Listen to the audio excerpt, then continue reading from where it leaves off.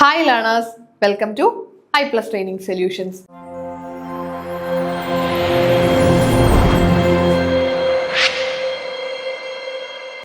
അപ്പോൾ ഇന്ന് നമുക്ക് നമ്മുടെ എക്കണോമിക്സിലെ ഇലാസ്റ്റിസിറ്റി ഓഫ് ഡിമാൻഡ് എന്ന് പറയുന്ന ഒരു പോർഷൻ നോക്കാം. വളരെ ഇമ്പോർട്ടൻ്റ് ആയിട്ട് നമ്മൾ പഠിച്ചു വെക്കേണ്ടതാണ്. UGC നെറ്റിനും കൊമേഴ്സ് റിലേറ്റഡ് ആയിട്ടുള്ള കോമ്പറ്റേറ്റീവ് എക്സാമുകൾക്കുമൊക്കെ എല്ലാ പ്രാവശ്യവും പല എക്സാമുകൾക്ക് ചോദിച്ച് കണ്ടിട്ടുള്ള ഒരു ഏരിയ ആണ് ഇലാസ്റ്റിസിറ്റി ഓഫ് ഡിമാൻഡ്. അപ്പൊ എന്താണ് ഇലാസ്റ്റിസിറ്റി ഓഫ് ഡിമാൻഡ് എന്ന് നമുക്ക് കൃത്യമായിട്ട് ഡീറ്റെയിൽഡ് ആയിട്ടും ക്ലിയർ ആയിട്ടും പഠിക്കാം. Okay, so elasticity of demand, elasticity എന്ന് പറയുന്നത് തന്നെ എന്താ ഉദ്ദേശിക്കുന്നത്? ഇലാസ്റ്റിസിറ്റി ഡിഗ്രി ഓഫ് റെസ്പോൺസീവ്നെസ് അല്ലെ, എത്രത്തോളം ചേഞ്ച് വരുന്നു അതല്ലേ ഇലാസ്റ്റിസിറ്റി. അപ്പൊ ഇലാസ്റ്റിസിറ്റി ഓഫ് ഡിമാൻഡ് എന്ന് പറയുന്നത് responsiveness of quantity of demand of the product or commodity to changes in one of the variables that are likely to affect the demand of the product.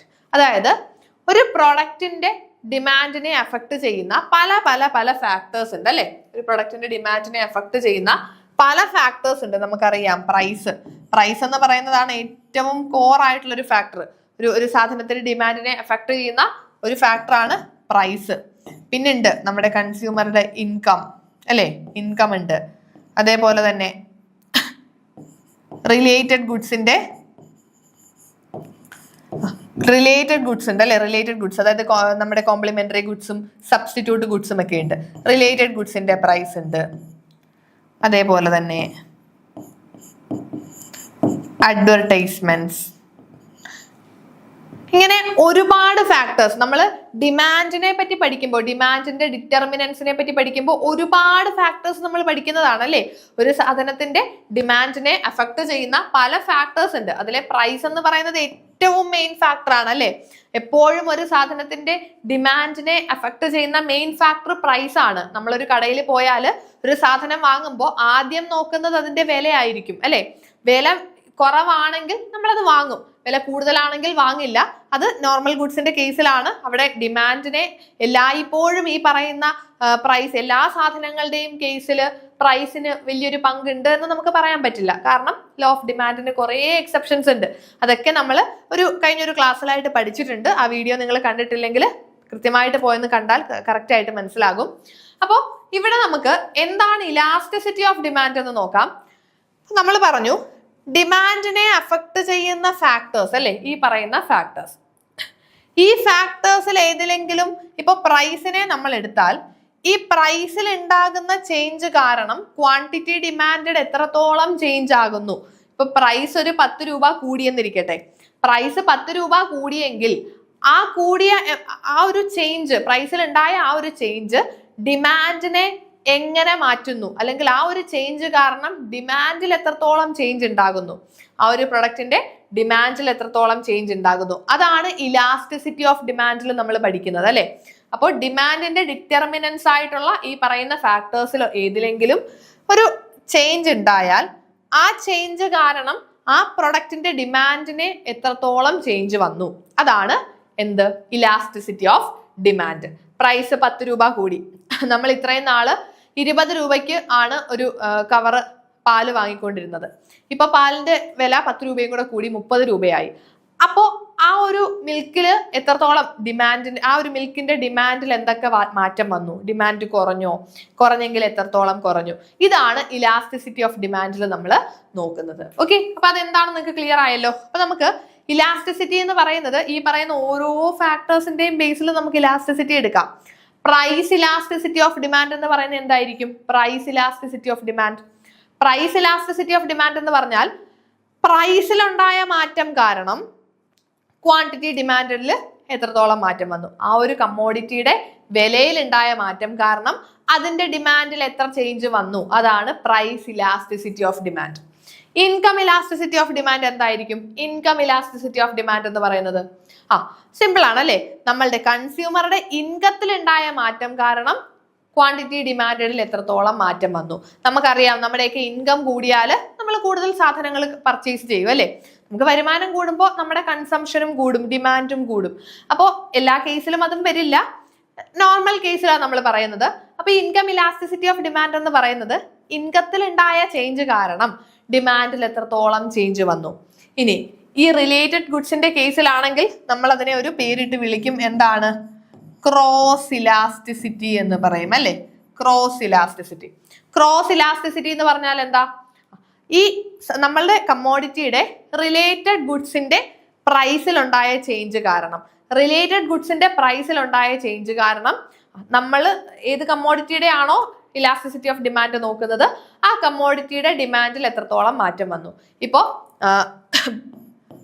Product എക്സിന്റെ പ്രൈസിലുണ്ടായ മാറ്റം കാരണം product വൈയുടെ ഡിമാൻഡിന് എന്ത് change വന്നു? Product എക്സിന്റെ price കൂടി, അപ്പൊ product വൈയുടെ ഡിമാൻഡിനെ അത് എങ്ങനെ അഫക്ട് ചെയ്തു? അതാണ് നമ്മൾ ക്രോസ് ഇലാസ്റ്റിസിറ്റി ഓഫ് ഡിമാൻഡിൽ പറയുന്നത്. Cross elasticity of demand. അവിടെ നമുക്ക് നമ്മുടെ സബ്സ്റ്റിറ്റ്യൂട്ട് ഗുഡ്സും കോംപ്ലിമെന്ററി ഗുഡ്സും ഒക്കെ വരാം. അതിനെപ്പറ്റിയൊക്കെ ഡീറ്റെയിൽഡ് ആയിട്ട് നമുക്ക് അടുത്തൊരു ക്ലാസ്സിലായിട്ട് പഠിക്കാം. അപ്പൊ ഇവിടെ ക്രോസ് ഇലാസ്റ്റിസിറ്റി ഉണ്ട്. അതേപോലെ അഡ്വർടൈസ്മെന്റ് ഇലാസ്റ്റിസിറ്റി. എന്താ അഡ്വർടൈസ്മെന്റ് ഇലാസ്റ്റിസിറ്റി? ആ ഒരു പ്രൊഡക്റ്റിന്റെ അഡ്വർടൈസ്മെന്റിൽ ഉണ്ടായ മാറ്റം കാരണം, ഇപ്പൊ നമ്മൾ കൂടുതൽ പരസ്യം ചെയ്യുകയാണ്, കൂടുതലായിട്ട് പ്രൊമോട്ട് ചെയ്യുന്നു, കൂടുതൽ പരസ്യങ്ങൾ ചെയ്യുന്നു, അപ്പോൾ ആ പ്രൊഡക്റ്റിന്റെ ഡിമാൻഡ് കൂടും അല്ലെ. അപ്പോൾ അഡ്വർടൈസ്മെന്റിൽ നമ്മൾ അഡ്വർടൈസ്മെന്റ് എക്സ്പെൻസിൽ നമുക്ക് എത്രത്തോളം ചേഞ്ച് വന്നു, അല്ലെങ്കിൽ എത്രത്തോളം നമ്മൾ അഡ്വർടൈസ്മെന്റ് നടത്തി, ആ ഒരു അഡ്വർടൈസ്മെന്റിൽ ഉണ്ടായ ചേഞ്ച് കാരണം ആ ഒരു പ്രൊഡക്റ്റിന്റെ ഡിമാൻഡിൽ വന്നിരിക്കുന്ന വ്യത്യാസം എത്രയാണ്? ഇതാണ് നമ്മൾ അഡ്വർടൈസ്മെന്റ് ഇലാസ്റ്റിസിറ്റിയിൽ പറയുന്നത്. അപ്പോൾ പ്രൈസ് ഇലാസ്റ്റിസിറ്റി ഓഫ് ഡിമാൻഡ് ആണ് നമ്മൾ ഈ ഒരു ക്ലാസ്സിൽ പഠിക്കാനായിട്ട് പോകുന്നത്. പ്രൈസ് ഇലാസ്റ്റിസിറ്റി ഓഫ് ഡിമാൻഡ് എന്ന് പറയുന്നത് എന്താണെന്ന് നമ്മൾ പഠിച്ചു. എന്തായിരുന്നു പ്രൈസ് ഇലാസ്റ്റിസിറ്റി ഓഫ് ഡിമാൻഡ്? ഒരു കമ്മോഡിറ്റിയുടെ പ്രൈസിൽ ഉണ്ടായ ചേഞ്ച് കാരണം, പ്രൈസിൽ ഉണ്ടാകുന്ന ചേഞ്ചുകൾ കാരണം അതിന്റെ ക്വാണ്ടിറ്റി ഡിമാൻഡിൽ ഉണ്ടാകുന്ന വ്യത്യാസങ്ങളാണ് പ്രൈസ് ഇലാസ്റ്റിസിറ്റി ഓഫ് ഡിമാൻഡ് എന്ന് പറയുന്നത്. അപ്പോൾ ഈ ഒരു പ്രൈസ് ഇലാസ്റ്റിസിറ്റി ഓഫ് ഡിമാൻഡിന് നമുക്ക് 5 തിരിക്കാം. പ്രൈസ് ഇലാസ്റ്റിസിറ്റി ഓഫ് ഡിമാൻഡിനെ 5 നമുക്ക് ക്ലാസിഫൈ ചെയ്യാം അല്ലെ. പെർഫെക്റ്റ്ലി ഇലാസ്റ്റിക് ഉണ്ട്, പെർഫെക്റ്റ്ലി ഇലാസ്റ്റിക്, പിന്നെ perfectly inelastic, unit elastic, relatively elastic, relatively inelastic. ഇത്രയുമല്ലേ നമുക്ക് types of price elasticity of demand എന്ന് പറയുന്നത്. പ്രൈസ് ഇലാസ്റ്റിസിറ്റി ഓഫ് ഡിമാൻഡ് നമുക്ക് 5 തരത്തിൽ വരുന്നുണ്ട്.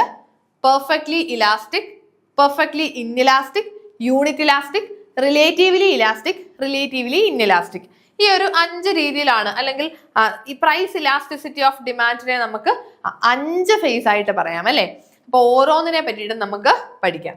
So first one is perfectly elastic demand. കൃത്യമായിട്ട് പഠിച്ചോണേ. ഇതിന്റെ കോൺസെപ്റ്റുകൾ നിങ്ങൾക്കൊരു ക്ലാരിറ്റി കുറവുണ്ടാകും. ഈ ഒരു ക്ലാസ്സിൽ കൂടെ എന്താണ് പ്രൈസ് ഇലാസ്റ്റിസിറ്റി ഓഫ് ഡിമാൻഡ് എന്നും അതിന്റെ 5 തരത്തിലുള്ള 5 ടൈപ്പുകളും ക്ലിയർ ആയിരിക്കണം. അതിലൊരു ഡൗട്ട് പോലും നിങ്ങൾക്ക് പിന്നീട് ഇതിൽ ഉണ്ടാകരുത്. അത്രയും നിങ്ങൾക്ക് ക്ലാരിറ്റി കിട്ടണം. അപ്പൊ നമുക്ക് ഫസ്റ്റ് പെർഫെക്റ്റ്ലി ഇലാസ്റ്റിക് ഡിമാൻഡ് എന്താന്ന് നോക്കാം. പെർഫെക്റ്റ്ലി ഇലാസ്റ്റിക് ഡിമാൻഡ് എന്ന് പറഞ്ഞാൽ ഇവിടെ പ്രൈസിൽ ഒരു ചെറിയ ചേഞ്ച് വരുമ്പോഴേക്കും ക്വാണ്ടിറ്റി ഡിമാൻഡിൽ വലിയ വ്യത്യാസങ്ങൾ വരുന്നു. അതായത് പ്രൈസിൽ ഒരു നേരിയ ചേഞ്ച്, ഒരു നേരിയ വ്യത്യാസം, അതായത് പ്രൈസ് ഒരു ഇത്തിരി കൂടി അല്ലെങ്കിൽ ഒരു ഇത്തിരി കുറഞ്ഞു അല്ലെ, ഒരു ചെറിയ വ്യത്യാസങ്ങളാണ്. പ്രൈസിൽ ഒരു നേരിയ വ്യത്യാസം വരുമ്പോൾ പോലും ക്വാണ്ടിറ്റി ഡിമാൻഡിൽ ഭയങ്കരമായിട്ടുള്ള മാറ്റങ്ങൾ വരുന്ന ഒരു സിറ്റുവേഷനെയാണ് പെർഫെക്റ്റ്ലി ഇലാസ്റ്റിക് ഡിമാൻഡ് എന്ന് പറയുന്നത്. Perfectly elastic demand. ഇത് നമുക്കൊരു റിയൽ ലൈഫ് എക്സാമ്പിളുമായിട്ട് കണക്ട് ചെയ്യാൻ പറ്റില്ല, കാരണം ഇത് തിയറിറ്റിക്കൽ മാത്രമാണ്. പ്രൈസിൽ ഒരു ചെറിയ ചേഞ്ച് വരുമ്പോൾ ക്വാണ്ടിറ്റി ഡിമാൻഡിൽ വലിയ വലിയ ചേഞ്ചുകൾ വരിക എന്ന് പറയുന്നത് തിയറിറ്റിക്കൽ ആണ്. ഇത് നിങ്ങൾ ജസ്റ്റ് ഒന്ന് പഠിച്ചു വെക്കുക. നമുക്കൊരു റിയൽ എക്സാമ്പിൾ ആയിട്ട് ഇതുമായിട്ടൊരു റിയൽ എക്സാമ്പിളിനെ കണക്ട് ചെയ്യാൻ പറ്റില്ല.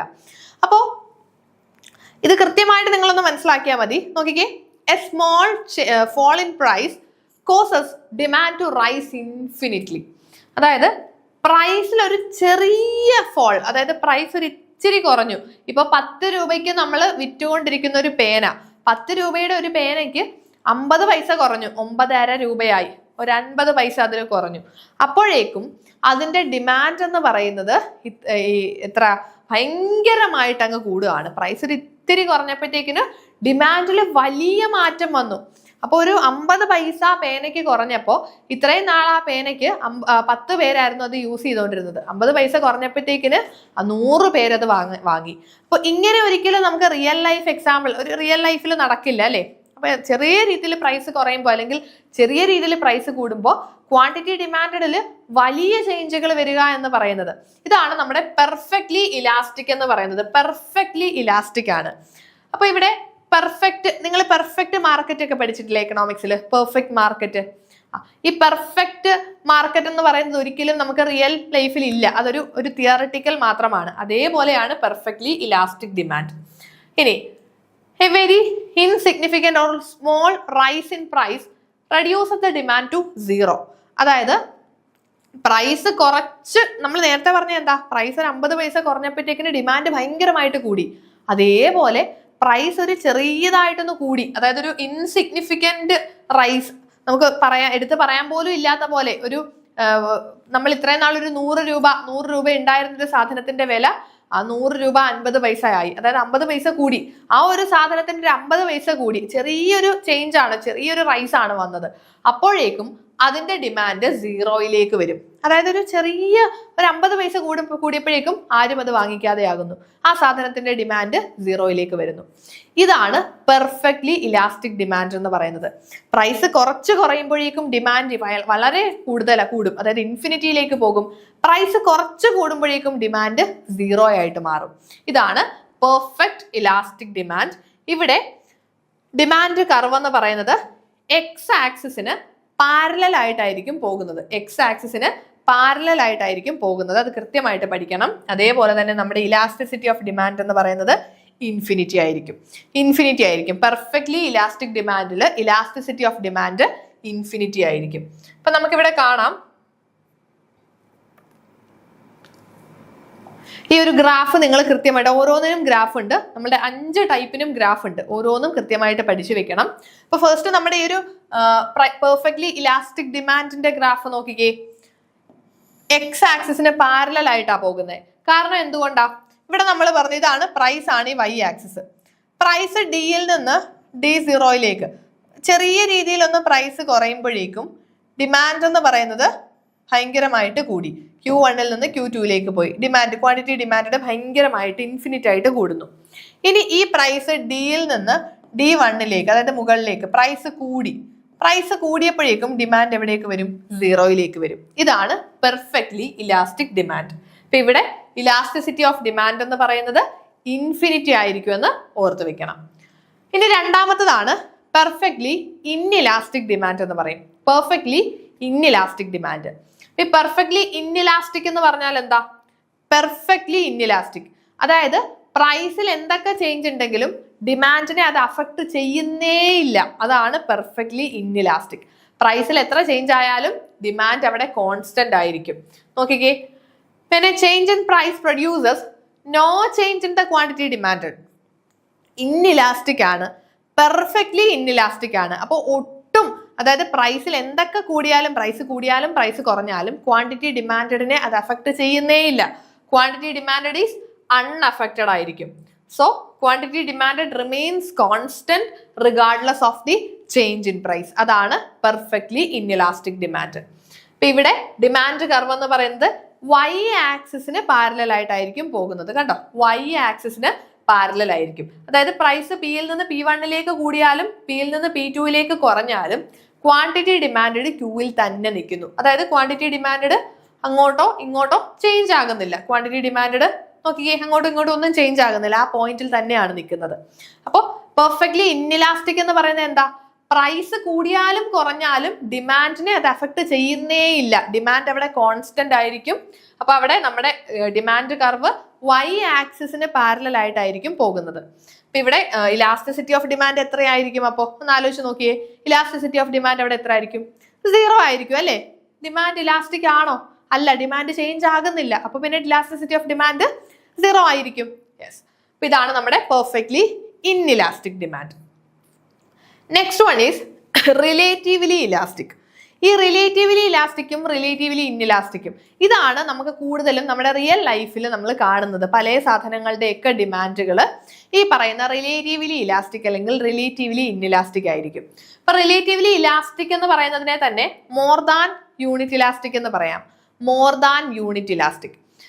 അപ്പൊ ഇവിടെ എന്താ പറയുന്നത് നോക്കിക്കേ, proportionate change in price of a commodity causes more than proportionate change in the quantity demanded.